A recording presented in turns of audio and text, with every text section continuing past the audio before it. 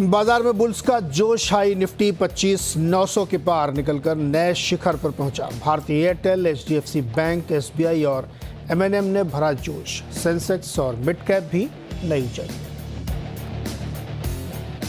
सरकारी बैंकों में कंपनियों में आज तगड़ी खरीदारी, करीब 1.5% चढ़ा इंडेक्स। एसबीआई, केनरा बैंक और बैंक ऑफ बड़ौदा 1.5 से 2% ऊपर। साथ ही ऑटो और फार्मा में भी रौनक। 12% की उछाल के बाद ऊपरी स्तरों से 8% फिसला वोडा आइडिया। इंडेक्स टावर की भी कम हुई तेजी। बाजार की नजर आज दोपहर 2:30 बजे वोडा आइडिया के मैनेजमेंट की कॉन कॉल पर। सरकारी कंपनियों की बढ़ेगी निगरानी। एक्सचेंज ने सभी सरकारी कंपनियों को अतिरिक्त सर्विलांस यानी एएसएम के फ्रेमवर्क में लाने का किया ऐलान। हडको, आईएफसीआई, इरेडा, एनबीसीसी, ओआईएल और आरवीएनएल, साथ ही कोच्चि शिपयार्ड एएसएम में शामिल। हुडको में करीब 3% की गिरावट। औरंगाबाद यूनिट को यूएसएफडीए से क्लीन चिट मिलने से ग्लेनमार्क फार्मा में 7% की तेजी। वायदा का टॉप गेनर बना। 9 से 20 सितंबर के बीच यूनिट की पूरी हुई थी जांच। सरवेश श्रीवास्तव जो आपके सवालों के जवाब देंगे। और मार्केट को इस वक्त का ताज़ा हाल ये है कि लगभग 100 पॉइंट की मजबूती के साथ निफ्टी 25,885-86 इस वक्त ट्रेड कर रहा है। बैंक निफ्टी भी थोड़ा सा करीब 125 पॉइंट की मजबूती के साथ 53,936 के ऊपर ट्रेड करता हुआ देखने को मिल रहा है। मिड कैप में थोड़ा ज़्यादा बेहतर है, 350 पॉइंट की तेज़ी, 60,550 यहाँ पे चल रहा है। एडवांस डिक्लाइन बेहतर है, 2 बढ़ने वाले शेयर हैं, 1 गिरने वाला शेयर है। लेकिन ऊपरी स्तरों से नो डाउट मार्केट थोड़ा सा हल्का हुआ है, चूँकि एक बड़ी तूफानी रैली आपने शुक्रवार को भी देखी और आज भी मजबूत ट्रेड कर रहा है। बावजूद उसके ग्लोबल संकेत बहुत अच्छे नहीं थे फंडामेंटली, लेकिन मार्केट में अभी भी मजबूती बनी हुई है। तो चलिए सवाल जवाब से पहले एक राय सर्वेंद्र देते हैं। सर्वेंद्र, 25,900 तो मान लीजिए आप हो गया जी, तो अब नई रेंज क्या खुली है इसकी? सर देखिए, निफ्टी में तो रेंज उसी दिन खुल गई जहां हमारी लास्ट शो में बात हुई थी कि भाई अगर 800-900 पॉइंट की जो रेंज बनी थी नीचे आपकी 24,600 से लेके तकरीबन 25,400 25,500 तक, उसका जब ब्रेकआउट हुआ तो उसका एक लॉजिकल टारगेट आपको तकरीबन 800 पॉइंट, अगर मैं वो रेंज के लोअर एंड से जोड़ता हूं तो तकरीबन 26,300 तक आता है। तो 26,200 26,300 के टारगेट्स मुझे लग रहा है कि जब रेंज ब्रेकआउट हुआ है तब से मेंटेन कर रहे हैं कि कहीं ऊपर में ये जगह बन गई है बाजार में, और निफ्टी पॉसिबली धीमे धीमे उस तरफ बढ़ने की कोशिश कर रहा है। और जहां तक रही बैंक निफ्टी की बात, वहां थोड़ा सा 54 ये आपका 54,000 के आसपास जो है, यहाँ आपको 54,000 पे थोड़ा सा साइकोलॉजिकल यहाँ पे आपको एक हर्डल मिलेगा, वो पॉसिबली मिल रहा है। But I think broadly Nifty को अब यहाँ से और अभी 300-400 पॉइंट मुझे लगता है कि जगह बाकी है। ओके, अच्छा, आज फार्मा कंपनियों में थोड़ा सा रुझान बढ़िया है। जैसे ग्लेनमार्क फार्मा 6-7% ऊपर है, उनके एक यूनिट को क्लीन चिट मिल गई यूएसएफडीए से, मजबूत दिख रहा है यहाँ पे। क्या इसमें कोई ट्रेड अब भी बनता 7% की उछाल के बाद? देखिए, अभी तो समीकरण नहीं बन रहे, उतने बच रहे, और दूसरा ये है कि जो डिफेंसिव्स है वो आई थिंक अंडर परफॉर्मेंस जहां थी वो डिफेंसिव्स अब रिवॉर्ड हो गए हैं। Pharma, IT and FMCG I think काफी अच्छे पीछे लास्ट 3-6 महीनों में चल गए हैं। तो आई थिंक अब यहाँ से नए रिस्क रिवॉर्ड बहुत बढ़िया नहीं निकल रहे हैं। वन रिस्क रिवॉर्ड दिखता है कई जगहों पे, but as an analyst, as a technical analyst, आप 1:1 रिस्क रिवॉर्ड कभी ट्रेड नहीं करेंगे। आपको मिनिमम ट्रेड करने के लिए 1:2 तो चाहिए पोजिशनली। तो आई थिंक वो 1:2 नहीं बन पा रहे हैं। इसके लिए मे बी 1-2 जगह हल्का सा पॉजिटिव फ्लेवर रुझान है, बट क्योंकि रिस्क रिवॉर्ड नहीं बन पा रहे हैं इसलिए क्लियर कट आप यहाँ पे कॉल नहीं दे पाएंगे। ओके, चलिए कुछ एक सवाल लेते हैं, बातचीत करते हैं। राहुल हमारे साथ जुड़ गए हैं अमरावती से। राहुल जी नमस्कार, सवाल पूछिए। राहुल का फ़ोन कट गया है, चलिए कोई बात नहीं, दोबारा ट्राई करते हैं किसी और को। सर्वेंद्र, वोडा आइडिया में आज बहुत अच्छी शुरुआत के बावजूद ऊपर से लगातार प्रेशर और प्रॉफिट बुकिंग हो रही है। अभी करीब 6% के ऊपर ट्रेड कर रहा है। क्या ये एक मौका था लोगों के निकल जाने के लिए? देखिए, जो इन रेटों के आसपास कोई किसी ने लिया रहेगा, 10-12 वाले रेंज वाले जो लोग रहे होंगे, डेफिनेटली उनके लिए निकलने का मौका था। एक उछाल आया और अगर आप फंसे थे तो आप निकल सकते हैं। बट तकलीफ हुआ है कि जो ऊपर से फंसे हुए हैं उनके लिए, जब ये स्टॉक ब्रेकआउट नहीं कर पाया, आप देखिए 20 रुपए से, तो 20 रुपए का जब ब्रेकआउट नहीं हुआ तभी से हम थोड़ा सा कॉशियस हम बोल ही रहे हैं कि भाई ये बहुत लेगेसी स्टॉक रहा है। और पहले 1-2 साल पहले जब वीकली ईयरली क्लोज अच्छे किए थे तो लगा था अच्छा, लेकिन उसका फॉलो थ्रू नहीं दे पाया। तो मुझे तो अब इससे निराशा ही हुई है, और मैं कह रहा हूँ थोड़ा निराशा का चिंता का विषय ही बना रहेगा यहाँ पे। बहुत ज़्यादा मुझे नहीं लगता कि, अगर आप देखें तो लास्ट 2 क्वार्टर्स का अगर आप देखें जो लोज रहे हैं तकरीबन 12 रुपए के आसपास कल भी और आज भी अगर आप देखें इंट्राडे में वहीं से सेलिंग आ रही है। तो आई थिंक 12 और ऊपर में अगर आप एक लेवल देखें तो 15 12-15 से बहुत ज्यादा ऊपर जाके जब तक टिक नहीं पाएगा तब तक डैमेज रिपेयर नहीं हो पाएगा। 200 दिन का एवरेज तोड़ चुका है डिसाइसिवली, तो मुझे लगता है कि 12 से 14 इन रेंजेस में सेलिंग आती रहेगी, 15 के बहुत ऊपर जा नहीं पाएगा नेक्स्ट 6-12 महीने में। ओके। अच्छा, तुषार का एक सवाल ये है कि इन्होंने MCX जी में 5900 की कॉल ली है अक्टूबर एक्सपायरी की और जी 260 पे ली है। इनको ऐसा लगता है कि 300-320 तक जा सकता है ये। देखिए इन द मनी आएंगे तभी, जब इन थोड़ा सा डीप इन द मनी आ जाएंगे, ठीक ठाक इन द मनी आ जाएंगे, 5-7% जब इन द मनी आ जाएंगे तब जाके इनके कहीं यहाँ पे इनके थोड़े पैसे जो इनको लग रहा है वो बनेंगे। फिलहाल आई थिंक लिया हुआ है तो कॉस्ट पे स्टॉप लॉस जरूर रखें। मैं हमेशा बोलता हूँ कि अगर टाइमिंग थोड़ी गड़बड़ा जाएगी तो आप पहले आप ये मान के चलिए कि 4000 वाला स्टॉक 6000 हुआ है लास्ट 8-9 महीनों में। और आपने देखा है गोल्ड सिल्वर में काफी अच्छा मूवमेंट रहा है, क्रूड में बहुत वॉलेटिलिटी रही है, बहुत ट्रेड्स अच्छे रहे हैं, तो उसका इनको फायदा मिल रहा है। बट ये भी अपने short term medium term trend के मैच्योर फेज पे है। यहाँ पे भी रिस्क रिवॉर्ड जैसे मैंने जस्ट अभी बोला था 1:1 के ऊपर के दिख नहीं रहे हैं, तो बहुत ज्यादा एग्रेसिव होने की जरूरत नहीं है मेरे हिसाब से। एक हफ्ता चाहे तो वेट करें कॉस्ट पे स्टॉप लॉस लगा के, और अगर ट्रेड नहीं मैच्योर हो रहा है तो निकल जाए। अच्छा, लूजर्स में अगर आप देखिए तो एक लिस्ट जैसी बनती दिख रही। बिरला सॉफ्ट कमज़ोर, विप्रो कमज़ोर, LTI माइंट्री नीचे, LT टेक सर्विसेज नीचे, HCL टेक, इन्फोसिस। आज थोड़ा सा दबाव वाला सेक्टर है IT। मौका ये क्या है कि अभी तो IT बड़ा फ्लेवर में दिख रहा था, तो एक चांस है कि लॉन्ग बनाने का। नहीं, जब आईटी बिल्कुल फ्लेवर में नहीं था, आईटी फार्मा ये जब फ्लेवर में नहीं थे, तब से हम बोल रहे हैं कि भाई कहीं अंडर परफॉर्मेंस इनकी रिकॉर्ड हो जाएगी इन तीनों स्पेसेस की। और 32,000 वाला माफ कीजिएगा, 32,000 वाला अगर ऊपर में आपको 42,000 तक जा चुका है, एक इंडेक्स निफ्टी आईटी 44,000 के करीब जाके आया हुआ है, तो आई थिंक मुझे लगता है कि भाई बहुत ज्यादा यहाँ पे भी रिस्क बचे नहीं। और इसीलिए क्योंकि इतना बढ़िया परफॉर्मेंस पीछे से दे चुका है, आई थिंक ये लेग इसका कंप्लीट हो चुका है। थोड़ा निराशा मुझे लगता है आईटी स्पेस में रहेगी नेक्स्ट 1 से 3 महीने। और ये स्टॉक पहले से बहुत चल चुके हैं और सारे टारगेट्स मेरे आ चुके हैं। मुझे भी सरप्राइज किया, 1000-2000 पॉइंट ज्यादा ही चला गया निफ्टी आईटी। तो मुझे लगता है कि यहाँ से थोड़ा सा हल्के रहें और थोड़ा जहां मुनाफा है वहां बांध के रखें। ओके, सुनील जैन जी जुड़ गए, सवाल लेते हैं उनका राजस्थान से। सुनील जी पूछिए सवाल। सर मेरे हिंदकोपर के 1000 शेयर है 410 की रेट पे। 410 पर हिंदुस्तान कॉपर ले रखे हैं इन्होंने। करंट प्राइस चल रहा है 330। क्या नज़रिया क्या था, ट्रेडिंग का था या? नहीं 2-3 साल 4 साल 5 साल तक चलता है मतलब कोई दिक्कत नहीं है रुकने में। सरविंद जी, हिंदुस्तान कॉपर हालांकि इनके बाइंग से काफ़ी नीचे आ गया, लेकिन समय दे सकते हैं ये।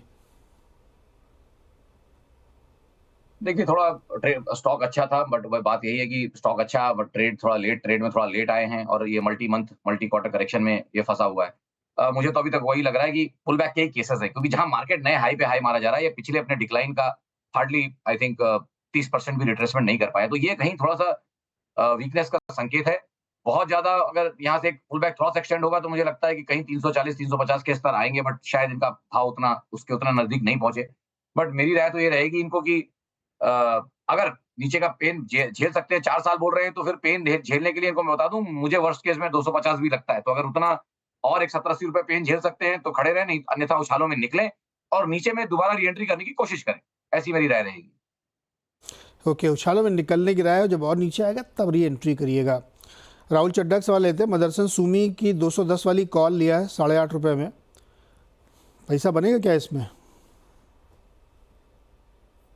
देखिए फिलहाल तो लास्ट अगर आप 2-3 सेशंस देखें तो अच्छे चल रहे हैं, तो यहाँ पे भी मेरी राय यही रहेगी कि भाई अब आपने ट्रेड ले लिया है तो एक हफ्ता ये वाला हफ्ता देख ले। इस हफ्ते में अगर ट्रैक्शन मोमेंटम आ जाए तो डेफिनेटली आपके पैसे बनने की पूरी संभावना यहाँ रहेगी, क्योंकि देखिए इसका पिछला जो हाई था वो तकरीबन यही 210 के आसपास था और आपने वही स्ट्राइक ली है।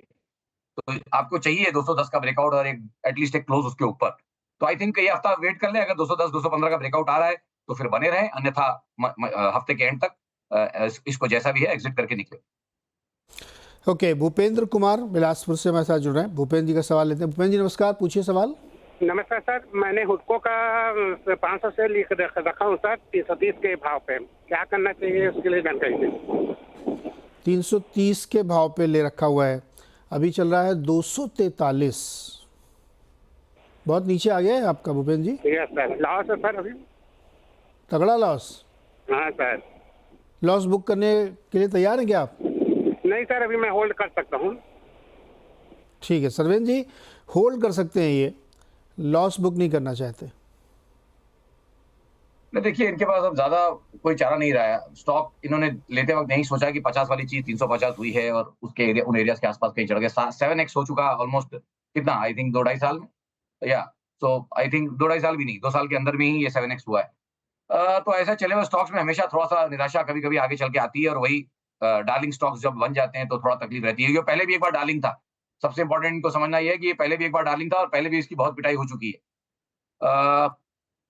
आई थिंक इनको टाइम देना पड़ेगा। 12-18 महीने से कम में इनका इसमें निजात नहीं होगी, और थोड़े पैसे भी बनाने हैं तो 12-18 महीने एटलीस्ट लगेंगे। इनका भाव आएगा, फिर उसके ऊपर जाएगा, टाइम लगेगा सर यहाँ पे। समय लगेगा इसमें, तो अगर आप समय दे सकते हो, उसे कह तो नहीं कि हम लॉन्ग टर्म वाले हैं, समय दे सकते हैं, रुक सकते हैं। इसीलिए मैंने इनको बोला कि बने रहें, और कुछ हालों में चाहे तो दोबारा एक बार राय लें, इनके भाव के आसपास आए और दोबारा राय लें। अगर कोई अच्छे पैटर्न नहीं बन रहे होंगे उस समय इनको निकलने को बोलेंगे, बट फिलहाल तो बने रहे। शशि शुक्ला का सवाल है कि इंडस टावर लेना चाहती हूँ, करंट प्राइस पे ले सकते हैं क्या? देखिए, काफी ये भी चला हुआ स्टॉक है, और देखिए इस सेक्टर में भी न्यूज आते ही रहे, न्यूज तो कांस्टेंट है, कुछ ना कुछ चल रहा है। आई थिंक थोड़ा थमने दें और थोड़े बेटर रिस्क रिवॉर्ड बनने दें। तो अगर लेने की तैयारी सोचनी है तो आई थिंक एक अच्छा जो लेवल है इसमें सपोर्ट एरिया, जहां इसके लंबे अवधि के एवरेजेस भी हैं, वो तकरीबन 330-340 का एरिया आएगा मेरे हिसाब से। उन एरियाज के आसपास चाहें तो मे भी थोड़ा सिप के हिसाब से थोड़ा थोड़ा लेना शुरू कर सकते ओके, सिप के हिसाब से। अच्छा, वीएसटी इंडस्ट्रीज पे कॉल मिले, वो चार्ट देख पाएंगे क्या आप? हैं। मैं कोशिश जरूर कर सकता हूँ सर, थोड़ा इलिक्विड सा स्टॉक है।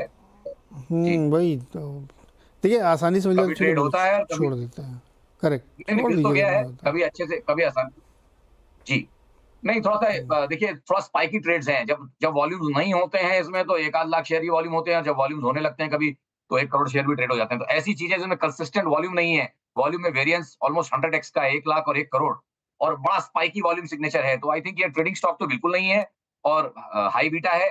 तो जिनका रिस्क प्रोफाइल, जो रिस्की बेट्स ले सकते हैं उनके लिए ये स्टॉक है मेरे हिसाब से, अगर किसी को करना है। बट फिलहाल बहुत चला हुआ है तो रिस्क रिवॉर्ड नहीं है, तो मैं इसमें कोई राय नहीं देना चाहूंगा।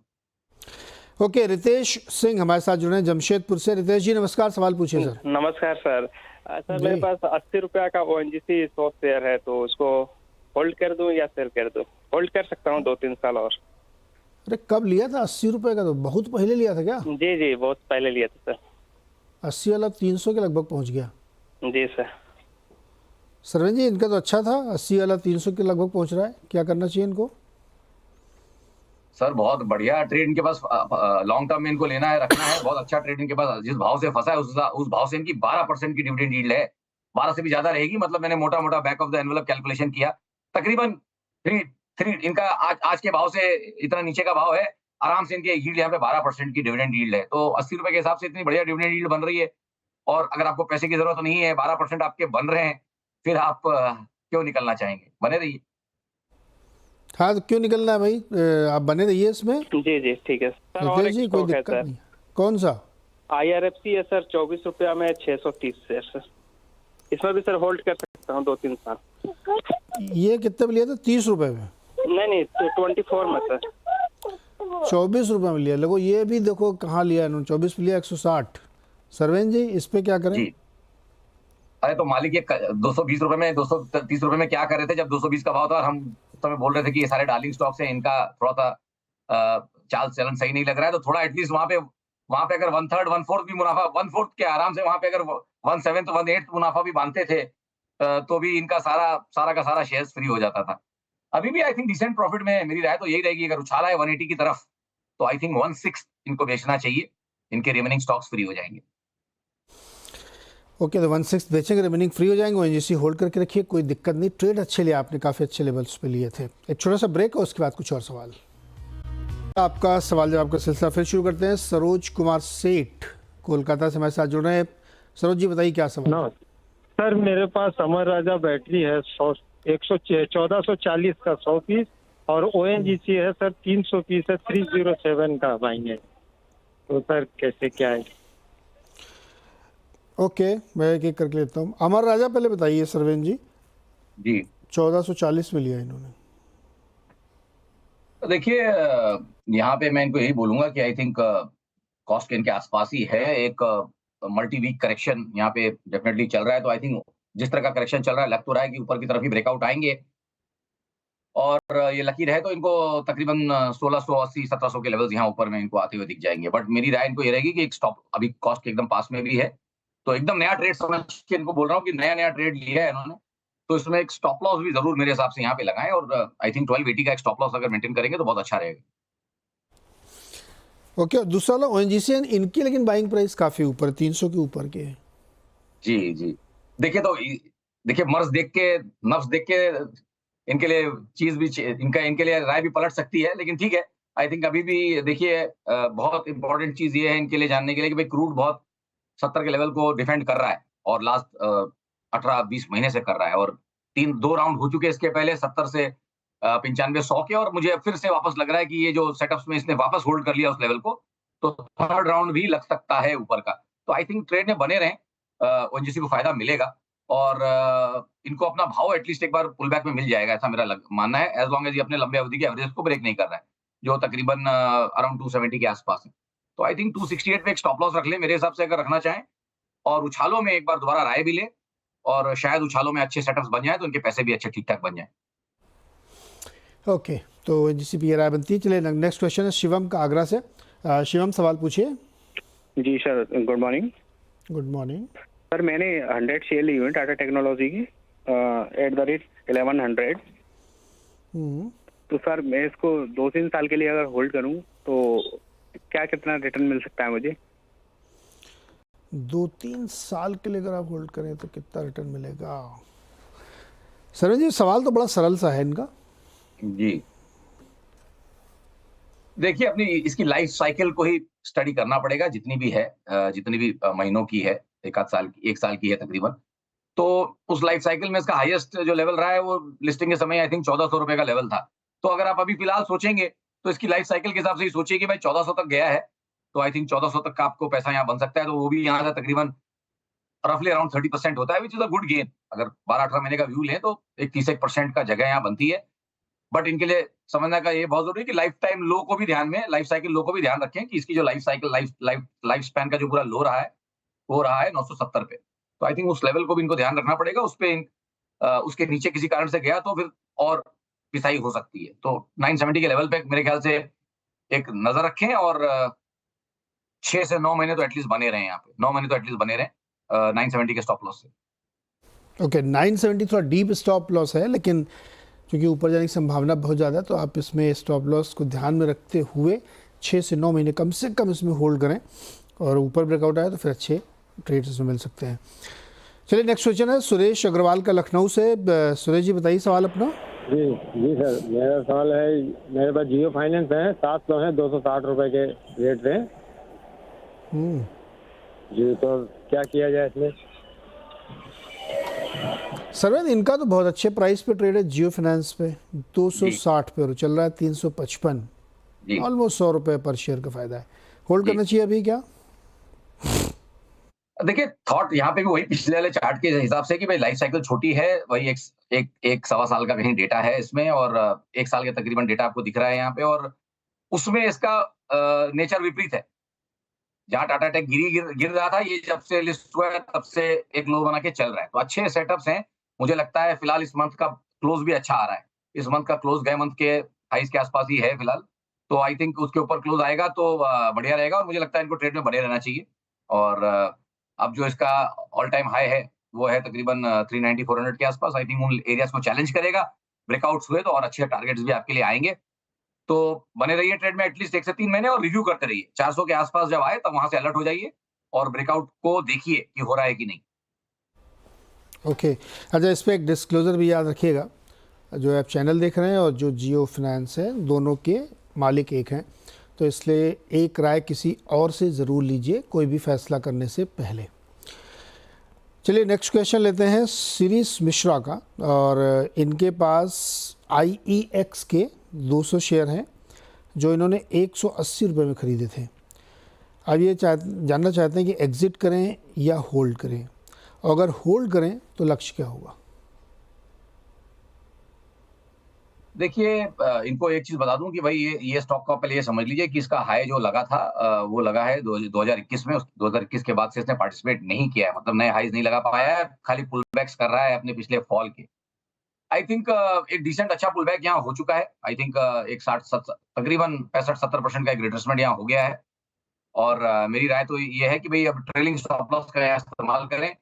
और मुझे लगता है जो लेवल इनको अब यहाँ लगा के चलना चाहिए ट्रेलिंग लेवल्स पे, वो आई थिंक कॉस्ट से थोड़ा ऊपर करके 198 पे ट्रेलिंग स्टॉप लॉस से बने रहें 1 से 3 महीना, तो जो रिमेनिंग जूस है वो निकल जाएगा और निकाल पाएंगे ये।